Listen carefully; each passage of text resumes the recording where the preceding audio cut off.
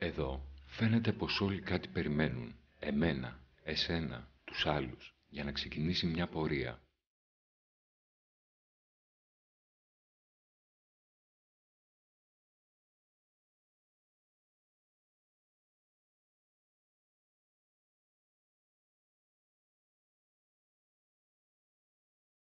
Οι περιηγητές θαυμάζουν το τόξο, την τεχνοτροπία, την ιστορία.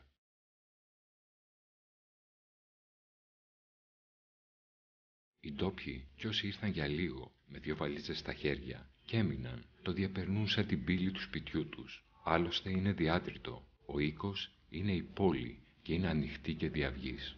Σημείο συνάντησης με δεκάδες πρωταγωνιστές που εναλλάσσονται στα επεισόδια. Μόνες σταθερές, η έννοια της προσμονής και μια αψίδα θριαμβευτική.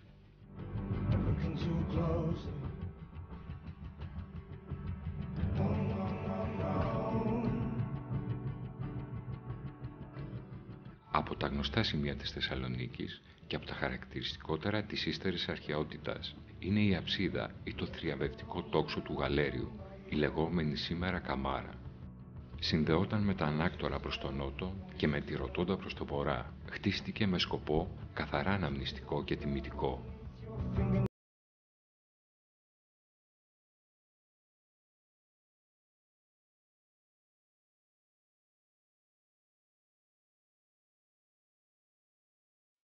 Η πύλη προκαλεί τον ταξιδιώτη με τις λίγες αποσκευές να ενώσει τις μουσικές του με τους ήχους της, παρατείνοντας αυτή τη διαμονή.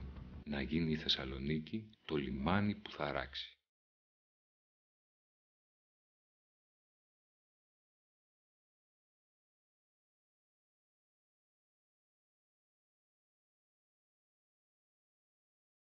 Ήρθα σε αυτή την πόλη για λίγο με 2 βαλίτσες. Στην αρχή δεν είχα κάποιους φίλους για να βγαίνω, να μιλάω και αυτό μου έδινε μια ασφάλεια και στις καθημερινές μου διαδρομές αλλά και στην καθημερινότητά μου. Η Θεσσαλονίκη είναι μια πόλη, ένα λιμάνι που όπως κάθε λιμάνι κρύβει πολλά μυστικά, έτσι και αυτή με οδήγησε από μόνη της σιωπηλά στο να περπατήσω στους δρόμους της και αυτό με βοήθησε πάρα πολύ στο να μάθω σιγά σιγά την πόλη. Η πόλη έχει κάτι μοναδικό. Είναι από τις λίγες πόλεις που έχω δει εγώ που όλα τα κομμάτια της ιστορίας της θα τα δεις στους δρόμους. Από την αρχαιότητα, το Μεσαίωνα, τη μεταβυζαντινή εποχή, την πιο σύγχρονη. Υπάρχουν παντού αποτυπώματα της πόλης αυτής. Και κάθε δρόμος, κάθε σημείο της, έχει μια ξεχωριστή ιστορία να σου πει. Σύντομα συνειδητοποίησα, ερχόμενος εδώ, ότι αυτή η πόλη είναι το λιμάνι που θέλω να αράξω.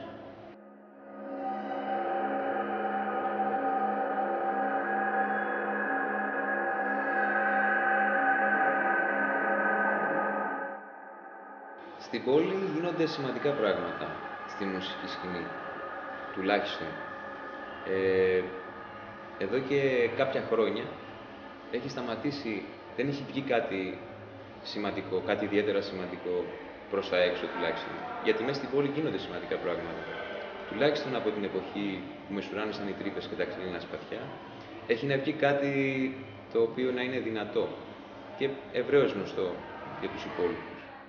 Είναι θέμα χρόνου αυτά τα πράγματα να ακουστούν και έξω από την πόλη, στην υπόλοιπη Ελλάδα. Και γιατί όχι, στον υπόλοιπο κόσμο.